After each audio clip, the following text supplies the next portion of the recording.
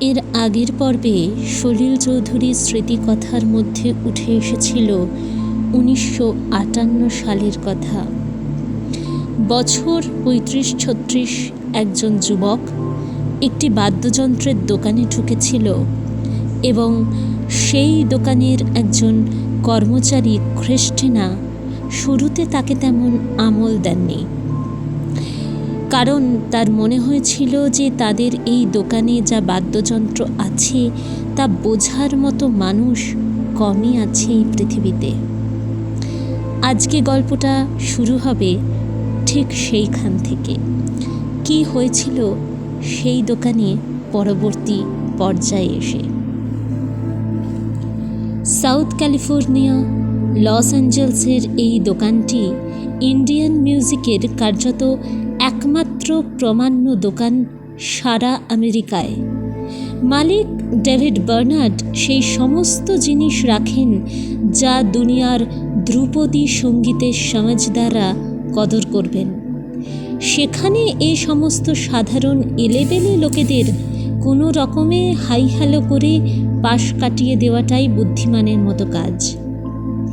তাই একরকম নিমরাজি হয়েই ওই যুবককে এক্সকিউজ মি স্যার, আপনাকে কিভাবে সাহায্য করতে পারি এই কথাটা জিজ্ঞাসা করলেন ক্রিস্টিনা। আনমনা তরুণটি সেতার দেখতে চাইলেন। ক্রিস্টিনা বুঝলেন এ নির্ঘাত শখের বাজনদার। কোথাও সেতারের শোক দেখে তার মাথায় সেতার বাজানোর শখ চেপেছে। দোকানের সংগ্রহে সাধারণ সেতারগুলো দেখানো শুরু করতেই লোকটা নিজে থেকেই নানান সেতার নেড়েচেড়ে দেখতে শুরু করলো। কিছুক্ষণ পর ক্রিস্টিনা বিরক্ত হয়ে গেলেন। প্রায় সব রকম সেতার দেখানোর পরও লোকটার যেন কিছুই পছন্দ হয় না।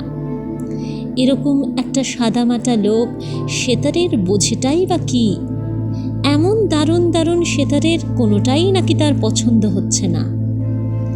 হঠাৎ একেবারে উপরের তাকের দিকে আঙুল দেখিয়ে যুবকটি বললেন, ওই সেতারটা মনে হচ্ছে কাজে লাগতে পারে, বাজিয়ে দেখি একটু, যদি দেখান। সেতারটা অত্যন্ত দামি, নামানোও কঠিন, তাছাড়া ওটা সাধারণের বাজানোর সেতার নয়। একমাত্র কোনো বিরাট মাপের সেতার বিশারদ ওটা ঠিকঠাক বাজাতে পারবেন। ক্রিস্টিনা গলায় একটু ঝাঁঝ মিশিয়েই বললেন, ওটা সাধারণ সেতার নয়, নামানো যাবে না, তাছাড়া ওটা বাজানোর অনুমতিও আপনি পাবেন না, কারণ ওটা বস সেতার, অত্যন্ত দামি, আরও বাজানো সহজ কাজ নয়। ওরকম একটা দামি আর জটিল সেতার নামী সেতার বাদকরা শুধুমাত্র বড় বড় অনুষ্ঠানেই বাজিয়ে থাকেন। আপনি বরং অন্যগুলোর মধ্যে থেকে একটা পছন্দ করুন। কিন্তু যুবকটি যে নাছোড়বান্দা, ওই সেতারটি সে দেখবে এবং নিজে বাজিয়েই দেখবে।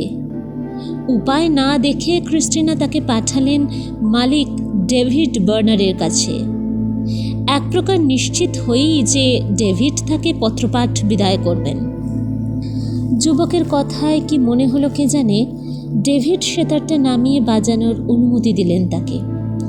সেতারের তার টিউন করতে করতে যুবকটি বললেন, আপনারা একে বর্ষ সেতান বলেন, আমাদের দেশে একে সুরবাহার সেতার বলা হয়। তারপর চোখ বুজে শুরু করলেন সেতার বাজানো। বাজনা যখন শেষ হলো তখন দোকানের ভিতরে বাইরে ভিড় জমে গেছে। ডেভিড এগিয়ে এসে যুবকটির হাত ধরে বললেন, অসামান্য, অভূতপূর্ব, এরকম বাজনা আমি শুধু পণ্ডিত রবিশঙ্করের শোতে শুনেছি। হলফ করে বলতে পারি আপনি ওর চেয়ে কম প্রতিভাধর নন। কে আপনি? দয়া করে আপনার পরিচয় দিন আর বলুন আমি আপনার জন্য কি করতে পারি। যুবকটি বললেন, এই সেতারটি আমি কিনব, আপনি শুধু বিলটুকু করে দিন। দোকানের মালিক বললেন, এই সেতারটি আমি আপনাকে উপহার হিসাবে দিলাম। ক্রিস্টিনা সেতারের সুর শুনে আবেগে কাঁদছিলেন। এগিয়ে এসে যুবকটির হাতে একটা ডলারের নোট দিয়ে বললেন, আমি ভারতীয়দের একটু নিচু চোখে দেখতাম, কিন্তু আপনার এই বাজনা আবেগকে চাবুক মারল। জানি না ভবিষ্যতে আমাদের আর দেখা হবে কি না। আমি এই মুহূর্তটাকে স্মরণীয় করে রাখতে চাই।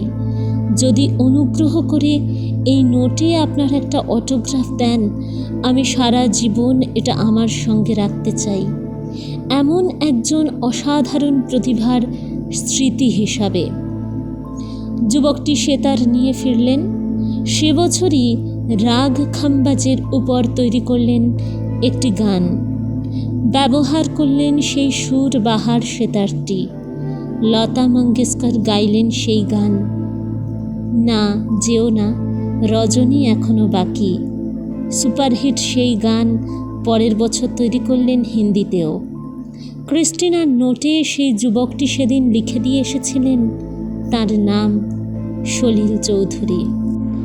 এরকম আরও অসাধারণ ব্যক্তিত্বের অসাধারণ গল্প শুনতে হলে আমার চ্যানেলটা সাবস্ক্রাইব তো করতেই হবে। তার সঙ্গে সঙ্গে কমেন্টে জানাবেন এরকম গল্প বা এরকম অসাধারণ ব্যক্তিত্বের আরও অনেক গল্প আপনাদের শোনার ইচ্ছা আছে কি না। কারণ আমার এইগুলো পড়তে ভীষণ সুন্দর লাগে, কারণ প্রত্যেকটা গল্পের মধ্যে দিয়ে একটা পজিটিভিটি, একটা ভালো থাকা, এইগুলোকে আমি খুঁজে পাই। আপনাদেরও যদি ভালো লাগে তাহলে নিশ্চয়ই এরকম অনেক ব্যক্তিত্ব আছে, আগেও ছিল এখনও আছে, যাদের প্রত্যেকের এক একটা অসাধারণ গল্প আছে। যদি ভালো লাগে আমার চ্যানেল, অবশ্যই আমি একবার মনে করিয়ে দিতে চাই, নার্চার অফ লাভ চ্যানেলটাকে সাবস্ক্রাইব করে দেবেন। আপনাদের ভালো থাকা, ভালোবাসা, পাশে থাকা, এই সব কিছু নিয়ে চ্যানেলটা একটু একটু করে এগিয়ে যাবে। আর যত চ্যানেলটা এগোবে তত আমার নিজের আরও নতুন নতুন কাজ করতে খুব ভালো লাগবে। ভালো থাকবেন। কালকে কিন্তু একটা ভূতের গল্প নিয়ে আসবো। ভূতের বলা যায় না, একটা অলৌকিক গল্প, সেটা শোনার জন্য অপেক্ষা করুন আর একটা দিন। খুব ভালো থাকুন ততক্ষণ। আজকের মতন টাটা।